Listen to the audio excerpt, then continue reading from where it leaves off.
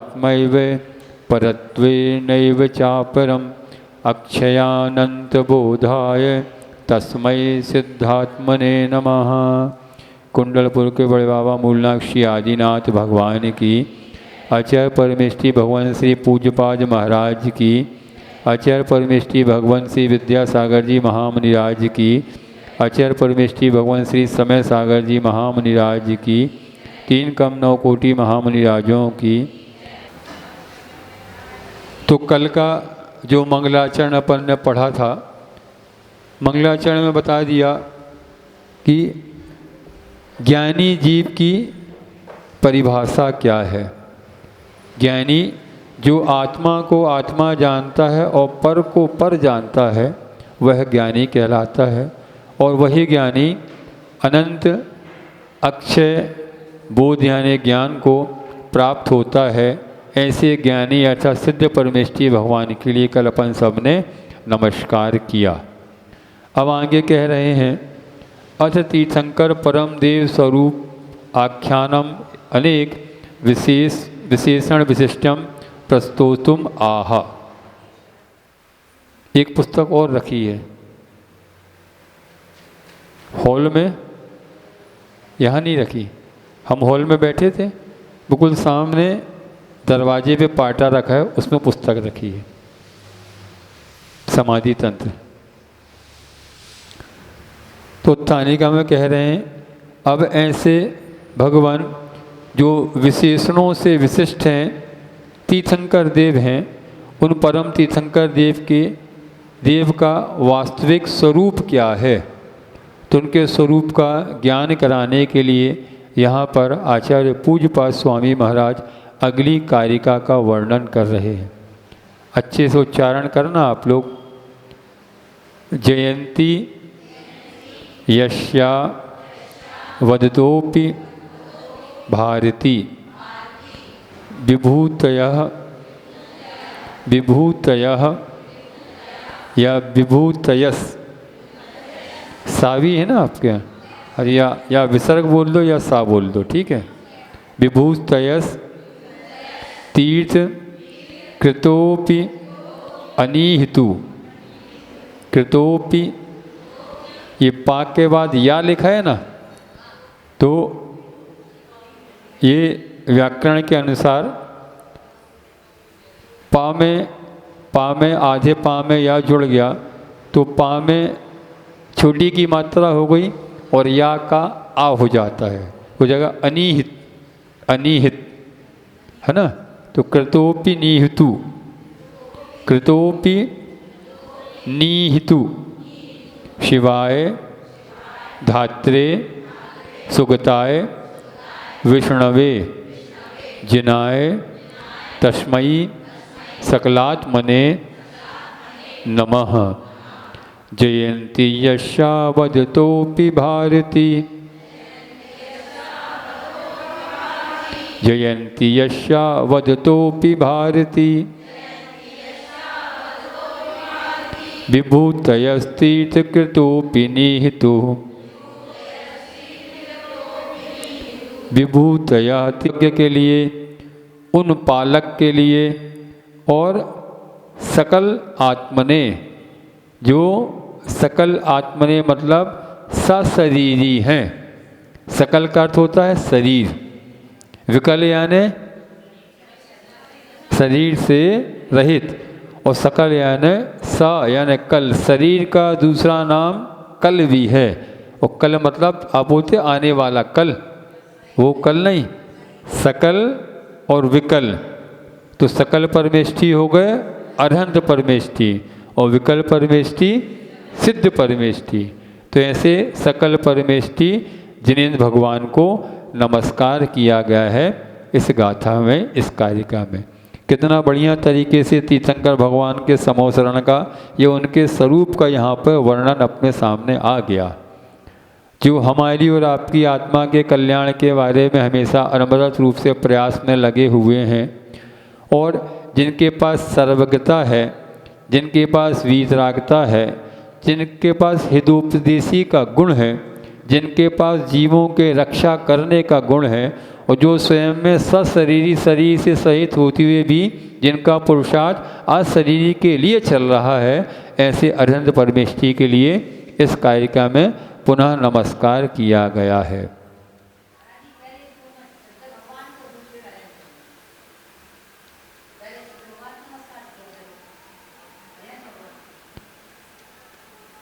एक प्रश्न बताओ, उत्तर दो कि सिद्ध बड़े कि अरिहंत बड़े?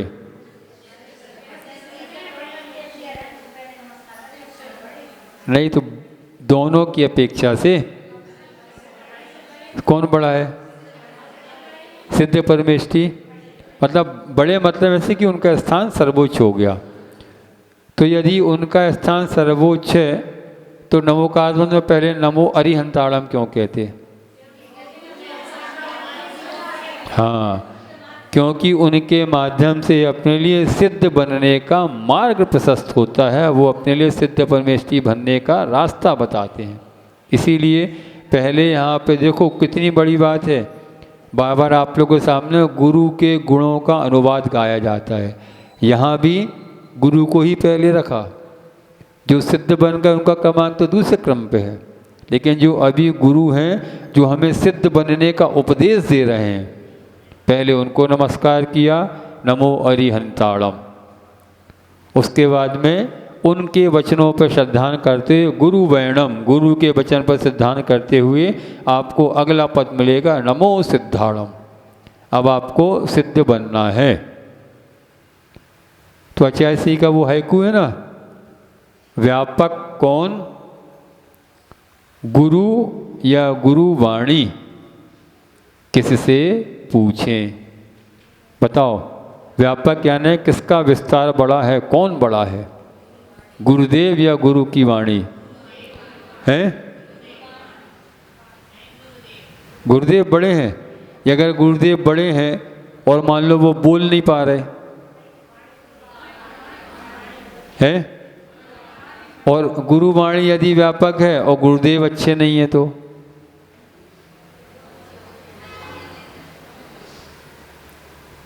मान लो हमारी चर्या अच्छी नहीं है लेकिन हमारे प्रवचन अच्छे हैं, तो बताओ, और हम अच्छे हैं, हम प्रवचन अच्छे नहीं दे पा रहे, लगाओ तो थोड़ा सा दिमाग है। अपने लिए तो दोनों हैं। यदि गुरु ना होते तो गुरु की वाणी कहाँ से आती, और अकेले गुरु की वाणी पे भी श्रद्धान करके अपन अपनी आत्मा का कल्याण कर रहे हैं। जैसे पूर्वाचार्यों ने अपने लिए बताया, तीर्थंकर की वाणी को गणधरों के माध्यम से पूर्वाचार्यों ने लिख दिया, तो उनकी वाणी को श्रद्धान करते हुए अपन सब अपनी आत्मा का कल्याण करने का प्रयास पुरुषार्थ कर रहे हैं। तो यही बात यहाँ पे बताई जा रही है कि व्यापक कौन, गुरु या गुरु वाणी, किससे पूछें? किससे पूछें बताओ? हैं? अरे अपन इतने ज्ञानी तो है ही नहीं कि अपने आप से पूछ लें। यदि इतने ज्ञानी होते तो अपन अभी सिद्धालय में जाके विराजमान नहीं हो जाते।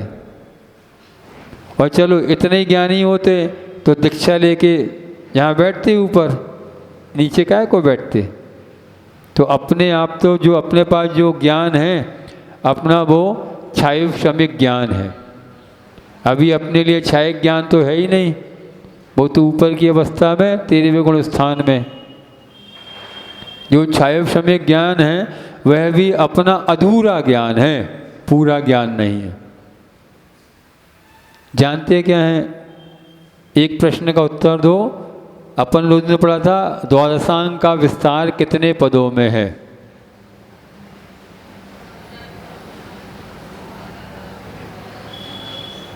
शुद्ध भक्ति में पढ़ाया था, कितने पदों में है? हाँ, जोर से बोलो। एक ने बोला अब भी 112 करोड़ है, 112 करोड़ कितने? 23 लाख 83। हाँ, मोबाइल से देखो, देखो नहीं हाँ, 112 करोड़ 83,58,005 इतने पदों का अपने लिए श्रुत ज्ञान का विस्तार मिला है। 112 करोड़ 83,58,005 पद ये अपने लिए द्वादशांग के रूप में मिला है। तो द्वादशांग का विस्तार इतना ज़्यादा है जिसमें अपनी आत्मा का कल्याण करने के लिए तीर्थंकरों की वाणी अपने लिए बताई गई। अच्छे से याद रखना, इसलिए बोलते हैं प्रतिदिन शुद्ध भक्ति पढ़ो। शुद्ध भक्ति पढ़ने के माध्यम से आपको इन सब चीज़ों का ज्ञान होता चला जाएगा।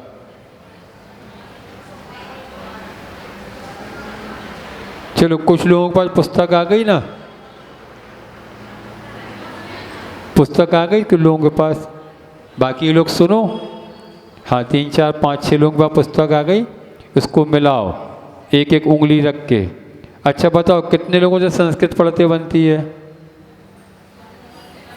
संस्कृत पढ़ते बनती है?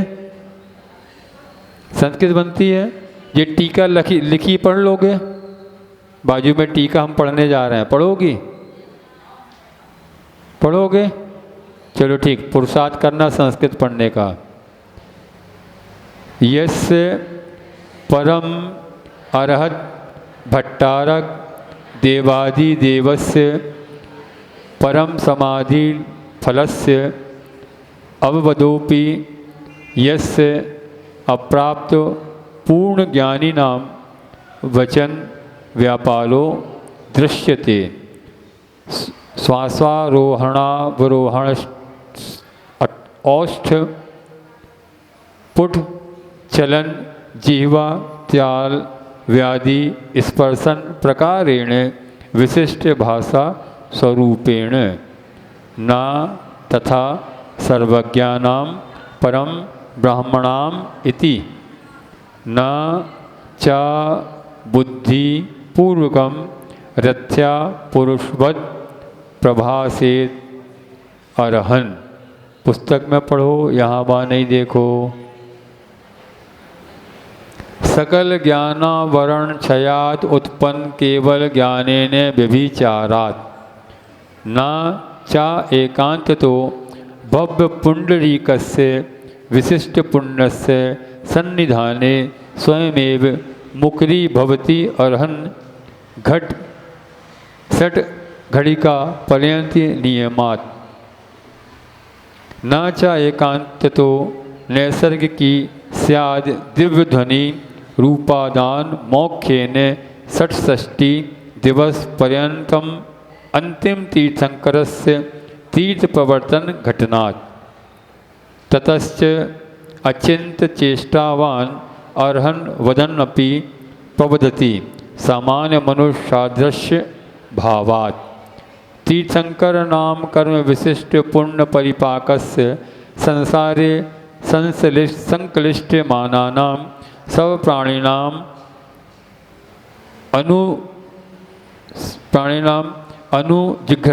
जिघ्रक्षया प्रवर्तिता गुणाधिकैहि गृहीता अनुष्ठीयमाना च धर्मदेशना तीर्थावतारस्य एव। ये टीका दी ना, यही टीका है, हमने मिला ली है? टीका नहीं है आप लोग के में? दूसरी टीका है, उसमें नहीं, ये ग्रंथों में ये टीका नहीं है। जो हम पढ़ रहे वो नहीं है। अच्छा, बहुत अच्छा, हमारी टीका अलग है फिर। तो यहाँ पे बता रहे हैं कि जो समाधि के फल को प्राप्त अरहत भट्टारक देवादीप नहीं बोलते हैं। देखो यहाँ पे नाम आ गया भट्टारक। भट्टारक का समझ में आया? जो उत्कृष्ट हैं अपने चर्या में, साधना में, जिन्होंने अपने ज्ञान को, जो कि क्षयोपशम्य ज्ञान था, उसको क्षयक रूप में पुरुषार्थ के माध्यम से परिणत कर लिया, उनके लिए भी यहाँ पर उपाधि दी गई भट्टारक की। अब आप तुलना करो, यहाँ भट्टारक बोल रहे तो आपके भट्टारक यहाँ पे वो हैं कपड़े पहने वाले, क्या नहीं है ना। तो यहाँ पर जो अनंत परमेष्ठी भगवान हैं, जिनको केवल ज्ञान की प्राप्ति हो गई है, उनके लिए यहाँ पे भट्टारक शब्द की तुलना की जा रही। अच्छे से समझना। एक दिन हमने इस विषय में और प्रवचन वक्तव्य में बताया था कि भट्टारक की वास्तविक व्यवस्था क्या है। तो भट्टारक शब्द शब्दानाम अनेक अर्थः, इस शब्द का आचार्य परमेष्ठी के लिए भी एक शब्द दिया है भट्टारक के रूप में। आचार्य बोलो, सूरी बोलो, भट्टारक बोलो, एक ही उसका अर्थ है। और यहाँ पर भट्टारक अनंत परमेष्ठी के लिए भी कह दिया है ना। इतने ऊपर के पद के हैं, ऊपर के औहदे के हैं, जिनको अभी भविष्य में मोक्ष की प्राप्ति होने वाली है, उनको भी भट्टारक कह दिया। और फिर अपने सामने दूसरी व्यवस्था वो आती है जो आप लोग को ज्ञात है, तो उनसे इनकी तुलना नहीं करना। और एक कान से उसको पकड़ के बैठ भी मत जाना। बहुत सारी मूर्तियों में प्रशस्ति में लिखा मिलता है अपने लिए भट्टारक सकल कीर्ति। आप लोग ग्रंथों का स्वाध्याय करते हो, प्रथम योग के ग्रंथों का स्वाध्याय, जब उसके मंगलाचरण में उस ग्रंथ के आचार्य महाराज का नाम आता है, उसमें भट्टारक शब्द स्पष्ट लिखा है। तो क्या ये भट्टारक जी जो आप लोग ने देखे? नहीं, मतलब आचार्य सकल कीर्ति महाराज हैं। आचार्य तो है, लेकिन जो बता रहे हैं वो तो सुनो कि जब मंगलाचरण में अपन पढ़ते ना ओमकारम बिंदु संयुक्तम नित्याम ध्यायन्ति योगिना, तब वहाँ पे भट्टारक सकल कीर्ति नाम कई जगह आया है। इसीलिए भट्टारक शब्द का अर्थ आप लोग अच्छे से समझ लो। भट्टारक का नाम सबसे पहले क्या दे दिया? अनंत परमेष्ठी के लिए भी भट्टारक शब्द की विशेषता दे दी।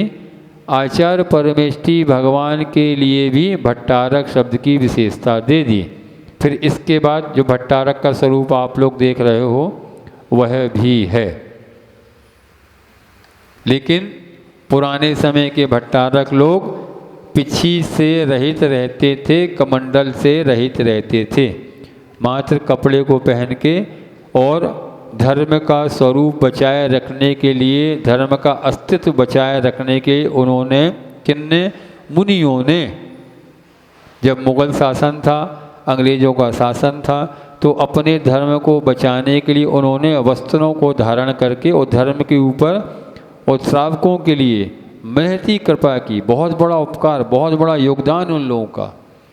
लेकिन ये स्वरूप नहीं था जो स्वरूप आज अपने सामने बताया जा रहा है, पिछी कमंडल आदि लेकर। ऐसे भट्टारकों का कोई स्वरूप पूर्व में नहीं था।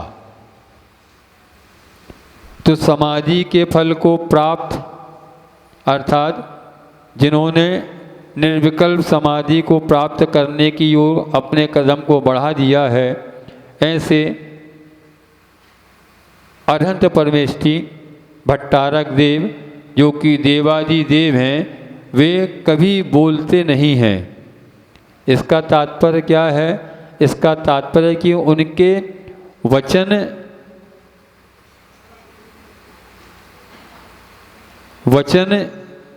योग नहीं है, वचन का प्रयोग चल रहा है। मनोयोग, वचन योग, काय योग। तो उनके लिए सत्य मनोयोग और अनुभव मनोयोग, सत्य वचन योग और अनुभव वचन योग, और काय योग तो उनके लिए ऊपर के लिए हो गया, परम औदारिक शरीर उनके लिए प्राप्त हो गया, और तेजस और कार्मर शरीर तो लगा हुआ है। तो यहाँ पर बता रहे हैं कि जिस प्रकार अल्पज्ञानियों का व्यापार अपना हुआ करता वचनों का, जो कि सांस के माध्यम से होता है, सांस लेते और छोड़ते हैं, ऐसा व्यापार वचनों का ऊपर के केवल ज्ञान प्राप्त करने वाले तीर्थंकर आदि देवों का नहीं हुआ करता। उनकी तो सारी इच्छाएं, सारी क्रियाएं अनिच्छित इच्छा से रहित होती हैं और पुण्य विशेष के कारण होती हैं। कल बताया था, कोई वहाँ पे ऐसा पुण्यशाली व्यक्ति पहुँच जाए तो उसके पुण्य के उदय से और उसके विशेष क्षोभम के कारण, उसके विशेष ज्ञान के कारण तीर्थंकर को भी असमय में बोलना पड़ता है। तीर्थंकर की वाणी असमय में भी खिल जाती है यदि ऐसा मुख्य पात्र वहाँ पर पहुँच जाए। वही बात यहाँ पे बता रहे हैं कि जो तीर्थंकर होते हैं, जो बिगर होंठ हिलाए, बिगर जीभ हिलाए और बिगर जीभ को तालू से स्पर्श किए हुए बिना भी उनके पूरे शरीर से दिव्य ध्वनि का प्रचार होता है। चलो बोल के बताओ। बिगर होंठ हिलाए, बिगर जीभ हिलाए और बिगर जीभ को तालू से ऊपर नीचे टच किए, एक आध शब्द बोल के बताओ। है नहीं बोल रहे? ये बोलेगी पाठशाला वाली बहन, बोलो। सबको सिखाती है ना, गुस्सा भी खूब दिखाती है। बताओ बताओ तो। बिगर होंठ हिलाए, बिगर जीभ हिलाए, बिगर तालू से जीभ को टच किए, एक आध शब्द बोल के बताओ, एक अक्षर बोल के बताओ। है? हमने कहा होंठ नहीं हिलना चाहिए, होंठ से होंठ जोड़ो, तालू अपनी जिब्बा को सीधा रखो और जिब्बा को ना ऊपर तालू से ना नीचे तालू से लगाओ। एक आध अक्षर बोल के बताओ। है? प्रयास करो, पीछे वालों प्रयास करो, नैनी प्रयास करो। बिगर होंठ हिलाए, बिगर जीभ हिलाए और बिगर जिब्बा को तालू से स्पर्श किए। बोलो। अपनी अपनी बात नहीं करो, हम जो बता रहे सुनो। होगा क्या? नहीं हो पाएगा ना। सोचो, जब अपना नहीं हो पा रहा है, अपना नहीं होने के बावजूद भी वो तीर्थंकर भगवान के सर्वांग से किस प्रकार से दिव्य ध्वनि प्रचलित हो रही है। सोचो कितना बड़ा परम अतिशय है ये। सर्वांग से, ना होंठ हिल रहे ना जिब्बा हिल रही और भगवान के पूरे सर्वांग से दिव्य ध्वनि प्रसारित हो रही है। बहुत बड़ा अतिशय है ये, परम परम परम अतिशय है। हाँ हाँ, यहाँ पर बोला जाता है उस भाषा को, कौन सी भाषा बोलते हैं? हैं? मागधी। मागधी, मागधी भाषा के रूप में भगवान की दिव्य ध्वनि प्रसारित होती है। और वहाँ पे जितने भी देवी देवता त्रियंज मनुष्य बैठे हैं, सब अपने अपनी भाषा में उसको रूपांतरित परिवर्तित करके समझ जाते हैं, सुन लेते हैं। भगवान तो ओंकारमयी दिव्य ध्वनि का प्रचार प्रसार कर रहे हैं, बोल रहे हैं और सबको अपनी अपनी भाषा में समझ में आ रहा है। ये एक भाषा है। एक जैसे कन्नड़ है, मराठी है, हिंदी है, प्राकृत है, अपभ्रंश है, ऐसे भगवान की भाषा अर्धमागधी भाषा के रूप में निकलती है। और वह अर्धमागधी भाषा का, ये देखो भगवान का तो ठीक है, भगवान की भाषा वचनों का भी कितना ज़्यादा अतिशय कि निकला और हर जीव ने अपनी अपनी भाषा के स्वरूप में ग्रहण कर लिया। उन त्रियंचों को क्या समझ में आए बताओ? यदि यहाँ पे कोई बैठा तो नहीं है, एक आध मिथ्या दृष्टि जीव हो, उसको आप अध्यात्म का उपदेश दे दो, या तो मुंह फाड़ेगा, या तो ऊँगेगा, या तो सो ही जाएगा, है ना? क्योंकि उसको ये शब्द भी समझ में नहीं आ रहे। शुद्ध भाषा है, हिंदी की भाषा है, लेकिन इसकी जो भावना है, उस भावना के गूढ़ रहस्य तक नहीं पहुंच पाने के कारण अपन को वहाँ पर ऊँघाहट आ रही है या निद्रा देवी परेशान कर रही है ना। क्यों? क्योंकि अध्यात्म का विषय है ही ऐसा, अच्छे अच्छों को नींद आ जाती है। तो एक ऐसा सबसे बड़ा अतिशय बता दिया भगवान का। कौन से भगवान का? तीर्थंकर या केवली भगवान का, जिनके मुखाग्रभिंग से ना सही पूरे शरीर से ओमकारमय दिव्य ध्वनि का प्रचार प्रसार होता है। फिर दूसरा, सर्वज्ञ तो सबको पता ही है, जो तीन लोक को, तीन काल की त्रैकालिक पर्याय को, द्रव्य को एक साथ जानते और देखते हैं। ऐसे सर्वज्ञता के गुण के साथ अपने तीर्थंकर आदि भगवान हैं।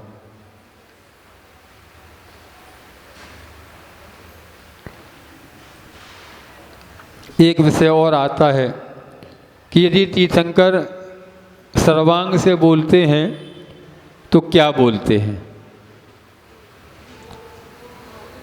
क्या हमारे जैसे आपके जैसे यदवा तदवा बोलते हैं? बोलो।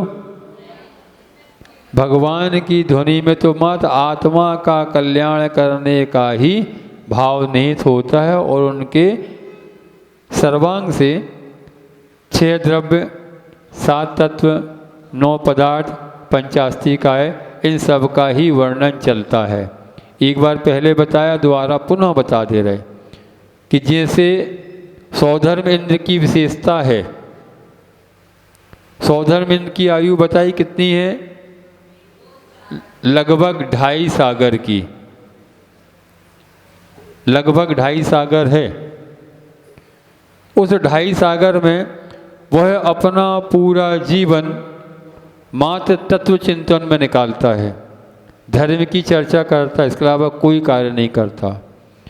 और उसकी सबसे बड़ी विशेषता कि जो उस अपने जीवन काल में उसने एक बार कह दिया, पूरे जीवन में दोबारा कभी नहीं कहेगा। अब सोचो कितना बड़ा द्वादशांग है। जो विषय एक बार कह दिया, अब 2.5 सागर में दोबारा कभी नहीं कहेगा। है सौधर्मिंद कभी ऐसे ही है, कभी वो अपने जीवन में दोबारा चर्चा नहीं करता। कितना बड़ा द्वादशांग का विस्तार होगा, आप लोग सोच लो, समझ लो।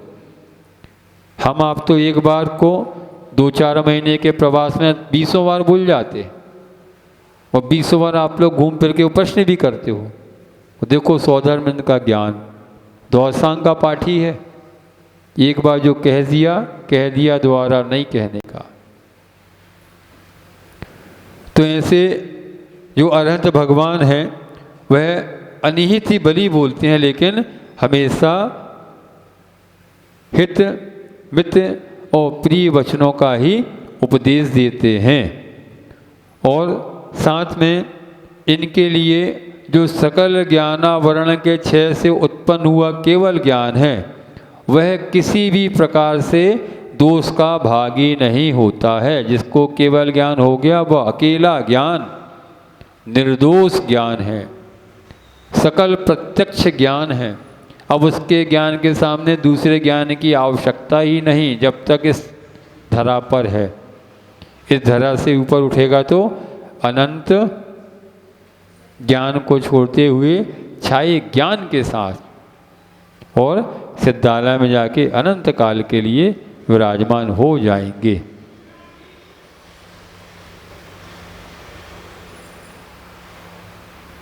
एक इसमें शब्द आया था रथ्या पुरुष, अभी हमने प्राकृत में पढ़ा, इसमें टीका में पढ़ा था रथ्या पुरुष। रथ्या पुरुष का अर्थ है गली में घूमने वाले पागल व्यक्ति के समान पुरुष। अच्छे से नाम रखना, किसी बच्चे का नाम नहीं रख देना। गली में घूमने वाले किसी पागल पुरुष के समान। पागल समझते? उन मत पागल के जैसा जो है उसका नाम है यहाँ पे रथ्या पुरुष। मतलब भगवान जो विहार कर रहे हैं वो रथ्या पुरुष के जैसे, मतलब पागल के जैसे नहीं है। हमारे भगवान तो भगवान हैं, विशेष विशेष विशेष पुण्य के कारण ही भगवान का विहार आदि हुआ करता है और होता भी है।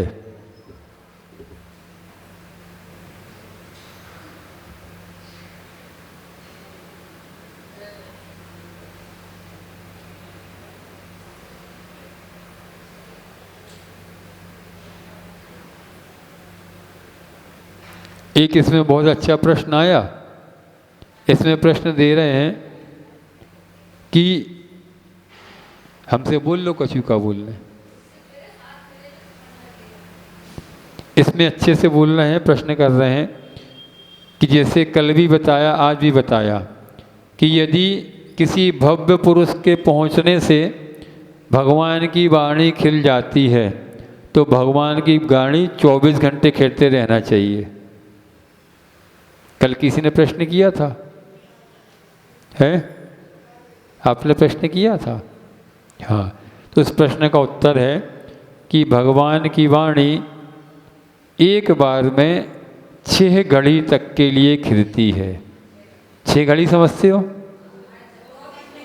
24 मिनट की एक घड़ी, 6 घड़ी मतलब 1 घंटे 44 मिनट, मतलब 2 घंटे 144 मिनट, मतलब 2 घंटे और 24 मिनट। कल भी यही बताया था ना, 2 घंटे 24 मिनट तक एक बार में, और दिन में 4 बार, संधि काल को टाल के भगवान की दिव्य ध्वनि खिलती रहती है। बहुत बड़ा विषय है ये, अच्छा विषय है वो।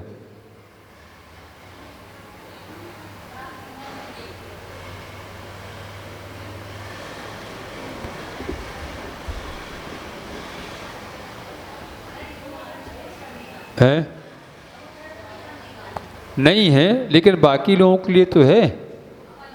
हाँ, अब मान लो वहाँ पे अपन रहने वाले जीव हैं, अब 1 योजन का समोसरण है, समोसरण का प्रभाव 1 योजन तक तो रहेगा, उसके बाहर का भाव क्या रहेगा?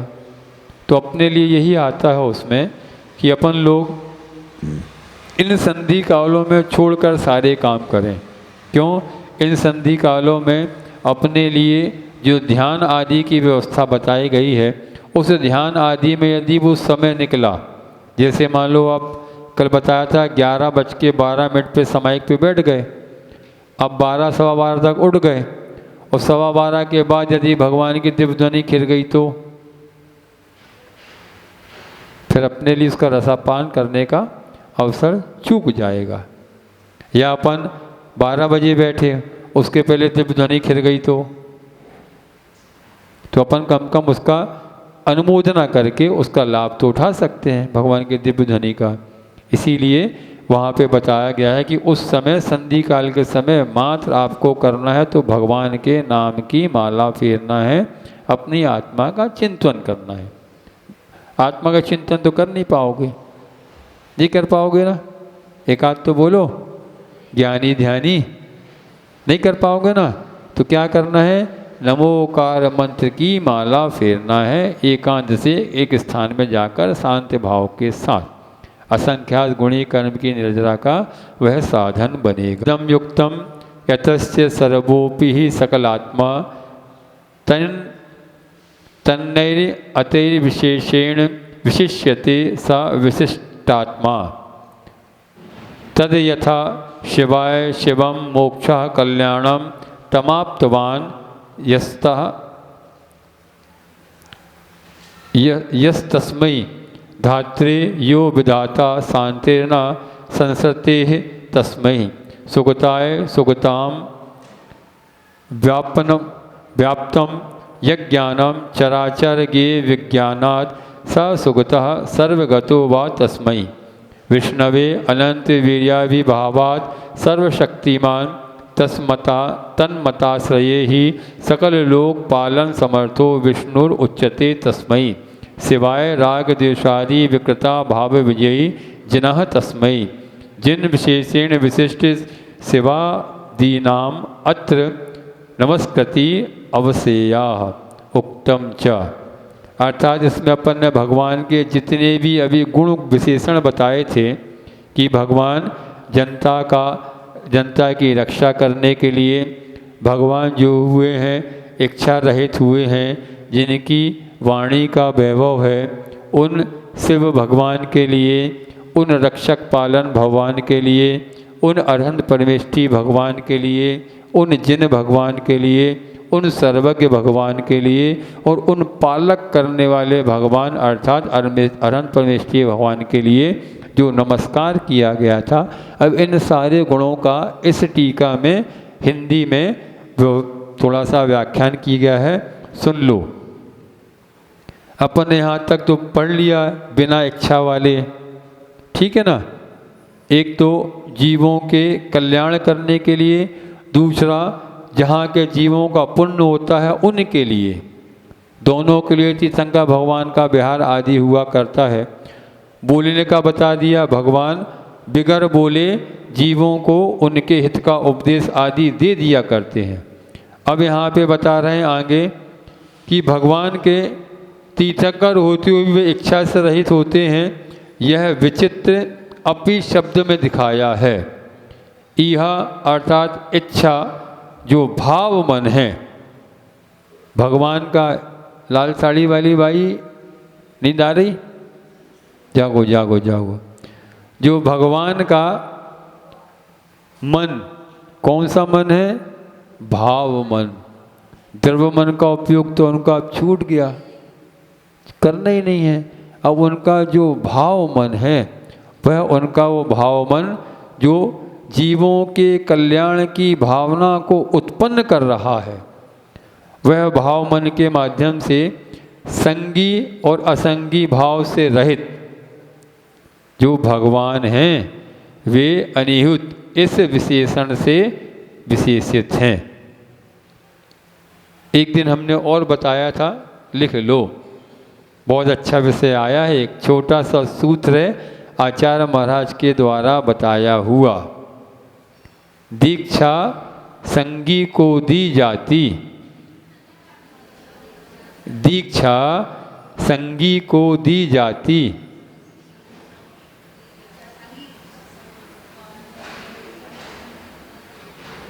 लेकिन असंगी को फलीभूत होती है। सुन रही अंकिता दीदी? दीक्षा संगी को दी जाती लेकिन असंगी को फलीभूत होती है। कैसे? हाँ, क्योंकि जो साधक इस दीक्षा के महान काल में अपने मन के द्वारा जीवन का उपयोग करता है, मन को अन्य विषयों में लगाता है, वह संगी के समान दुनिया में फंसा रह जाता है। और जो साधक इस मन को इन सब कार्यों से दूर अर्थात असंगी पने को अपनाता है, उसका जीवन सार्थक हो जाता है और वह केवल ज्ञान को प्राप्त कर लेता है। जितने भी महान साधक हुए सब लोगों ने अपने लिए असंगी पने को, असंगी पना वो मत लगा लेना जिसका मन ही नहीं है। मन तो है लेकिन मन से काम नहीं लिया, कभी मन का काम नहीं किया, मन को मात्र काम में लगाया। तो ऐसे मन से रहित, मन का काम ना करने वाले, मन का दास ना बनने वाले अपने असंगी भगवान, ठीक है? असंगी भगवान बोलने ठीक है, नहीं लगेगा? अरे ठीक तो है, हमारे भगवान मन का उपयोग कहाँ कर रहे? यदि मन का उपयोग करें तो उनके लिए परेशानी, मन का उपयोग नहीं करें, मात्र भाव मन को लगाते हैं और भाव मन के माध्यम से पूरे जीवों का कल्याण कर जाते हैं। ऐसे यह अर्थात इच्छा, कौन सी इच्छा? जो भाव मन से उत्पन्न होने वाली इच्छा है, आत्मा के कल्याण करने के लिए पहले स्व का फिर दूसरे का। ऐसी यह आदि के साथ जो हमारे अनंत परमेष्ठी भगवान हैं, वे सबकी आत्मा का कल्याण कर रहे हैं और भविष्य में भी करते रहें, ऐसी उनकी और हमारी आप सबकी भावना है। उन अनंत परमेष्ठियों की वाणी बहुत अच्छी सुशोभित होती है। ऐसे भगवान की दिव्य ध्वनि रूप अनंत अर्थ को अपने अंदर रखे हुए भगवान की वाणी कैसी है? कितने सारे अर्थ को, जैसे अपन ने बोला भट्टारक, बोला ना, तो अपन को भट्टारक शब्द की व्याख्या कितने प्रकार से है, किसने बताई? इन्हीं अनंत परमेष्ठी ने बताई। अपने पास इतना ज्ञान तो है ही नहीं, इतना बुद्धि का क्षोभशम भी नहीं अपन समझ पाए, तो उसको समझने के लिए अनंत परमेष्टि भगवान ने जो अपने लिए ज्ञान दिया, ज्ञान कहाँ से आया? उनके पास जो अनंत अर्थ रूपी डिक्शनरी है, शब्दकोश भरा है, उस शब्दकोश के माध्यम से उन्होंने अपने लिए इस प्रकार का ज्ञान दिया। शब्दानाम अनेक अर्थ, एक शब्द के अनेक अर्थ होते हैं।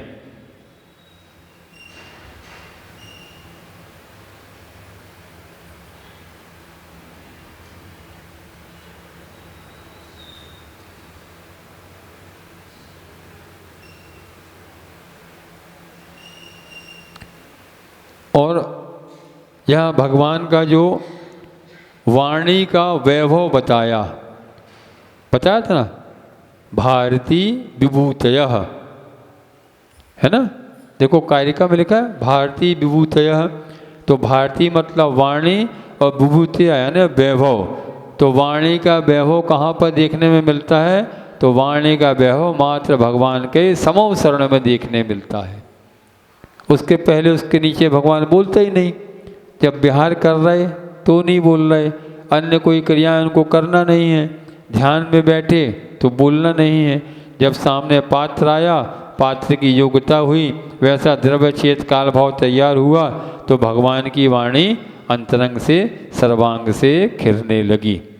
तो ये भारती विभूता जो शब्द है, ये समो शरण का अपने लिए सूचक है।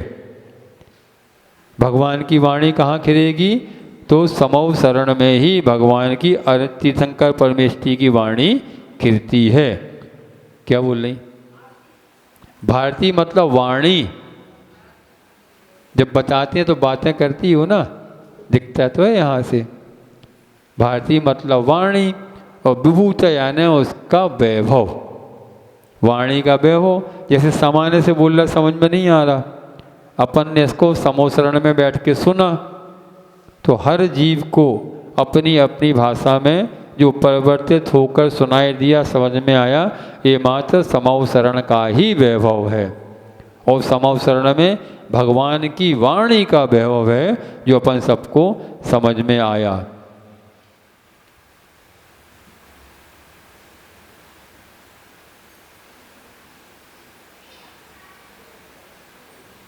यहाँ पर भगवान को नमस्कार करने के लिए एक कारिका और दी है, आप लोग की पुस्तिका में देखो लिखी है।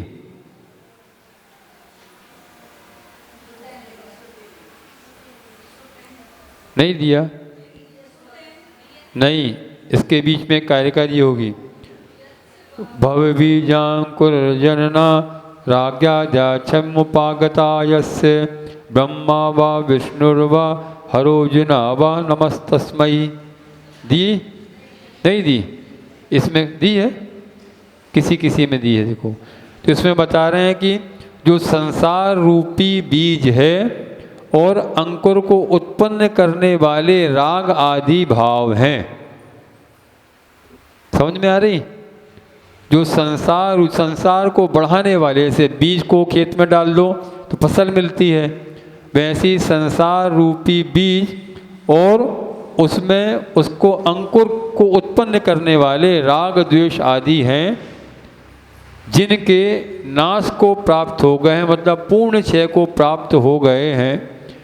चाहे वो ब्रह्मा हो, विष्णु हो, अथवा महेश यानी महादेव हो, या अपने जिनेंद्र भगवान हो, उन सब के लिए नमस्कार है। तो ब्रह्मा विष्णु महेश कौन है?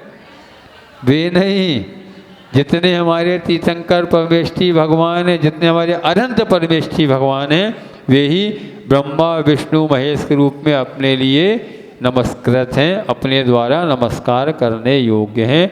इस प्रकार से समय पूरा हुआ।